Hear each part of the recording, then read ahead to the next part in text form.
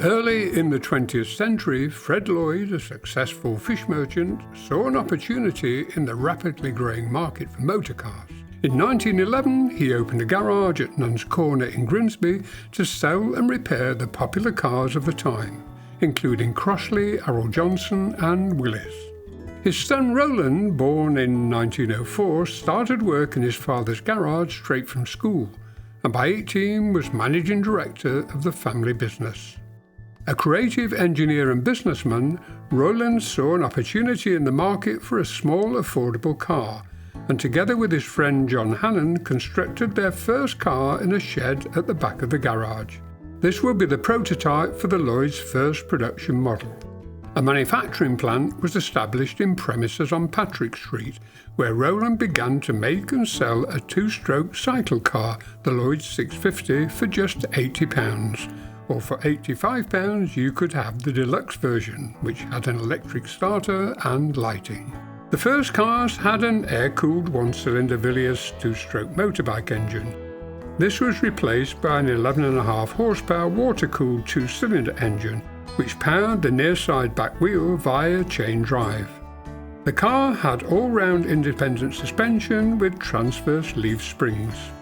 Available in either an open two-seater or closed four-seater, the car could whisk you along at 45 miles an hour and return 40 mpg. In 1938, a number of 350s were sold to the Gas Light and Coke Company as work transportation vehicles for its gas repairmen. Some other cars were exported to South Africa, New Zealand and the Netherlands. Plans to launch a 500-weight front-wheel drive delivery van were thwarted by the outbreak of war. Production of the 350 ceased as the company turned its engineering expertise and capacity to making parts for Rolls-Royce and Merlin engines that would power the Hawker Hurricanes and submarine Spitfires that flew from the airfields of Lincolnshire. As war in Europe raged on, Roland and his friend Hannon began to draw up plans for a post-war car, the Lloyd's 650 Roadster. The water-cooled, two-stroke, two-cylinder 645cc engine, designed and produced by Lloyd, was front-mounted and fitted transversely to power the front wheels. Alex Isogonis was to use the same configuration for the Austin Mini some 10 years later. Like the 350, the 650 featured a backbone chassis and all-round independent suspension, but with coil springs and an unusual horizontal compression chamber for the front. Available as an open-top 2 or 4-seater, the 650 was over 12 feet long, had a top speed of 55 miles an hour and did 60 miles to the gallon. Following its launch in 1958, the 650 received considerable interest from the motoring press of the time.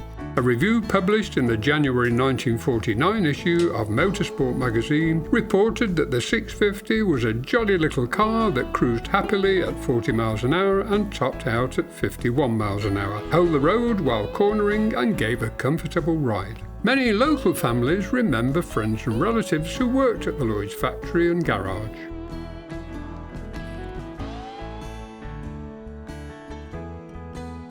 Around 600 cars are thought to have been produced and sold mainly to the home market, but some were exported to Denmark, Belgium, Australia, India and the USA. Only a handful of cars are thought to still be in existence. One is in New Zealand, another in the Isle of Man and one in York. But some haven't strayed far from home. 3 650s, including the original staff car, are currently still here in Grimsby and owned by Lloyd's enthusiasts awaiting restoration. Another is in Cleethorpes, restored by retired motor engineer John Ainsthorpe, who began his working life as an apprentice at Lloyd's garage on Nuns Corner. When I was leaving school, my dad was a lumper, my brother's a lumper, and all the family's are lumpers. They wanted me to go on the docks, but I don't like fish. So I decided to get my bike out and I'll go to the nearest garage, which was Lloyd's. I saw the manager there. I said, is there any work, jobs going? Because I was interested in cars, motorbikes, push bikes, anything I could get my hands on. I knew Roland, We worked on his car. When my time was up, it was old enough to do MOTs. The factory foreman came down and said, "Hey, can you MOT the Lloyd?" Well, I had it on the ramp and I gave up. I never did like them, to be quite honest, because I compared it against a Morris 8. Thought one of these days I'll do a Lloyd and see what it is like. And then the COVID started, and a week before that, there's a Lloyd for sale. I said, okay, I'll buy it, thinking it wasn't quite as bad as that. When they pushed it off the lorry, it was. I rebuilt it all, took the body off it, and in between getting everything made for it as well, took me about 3 years to get to the state it's in.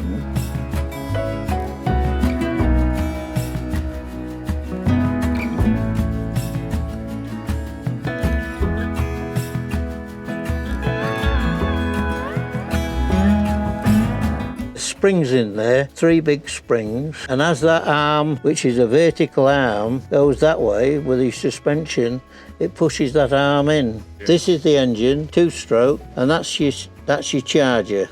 Your distributors at the bottom down there. Water-cooled, open flywheel. That's your dynamo. And your starter motor's underneath it. The gearbox is at the front of the engine. Very modern, very modern. Big doors, because that's for the passengers.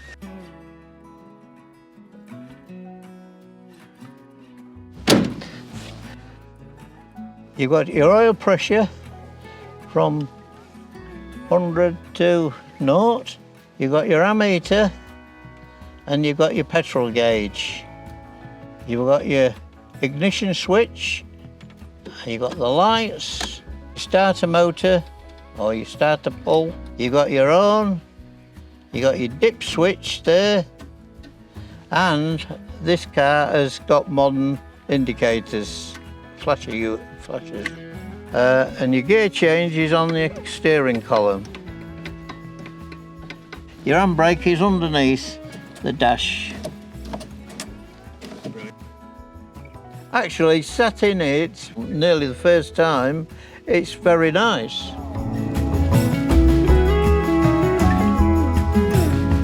John's car was the highlight of the Lloyd's Car exhibition at Grimsby Minster, which was part of the Heritage Open Day celebrations in September 2025.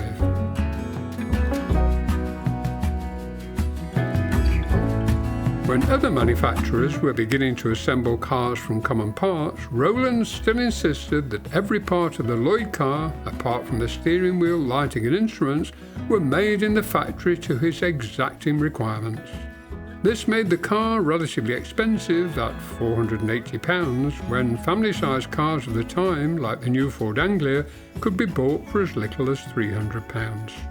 Rowland had intended to make 5 or 6 cars per week, but usually only made 2 or 3, and the company began to fall behind on its orders. An attempt to diversify with the launch of a van derivative in 1950 was thwarted when the government announced a 33% purchase tax on the wholesale price of commercial vehicles. Car production ceased in 1951 when the company faced significant reorganisation in order to survive. It continued as a general engineering company until 1986, producing components for companies such as Rolls-Royce, Aston Martin and Lotus.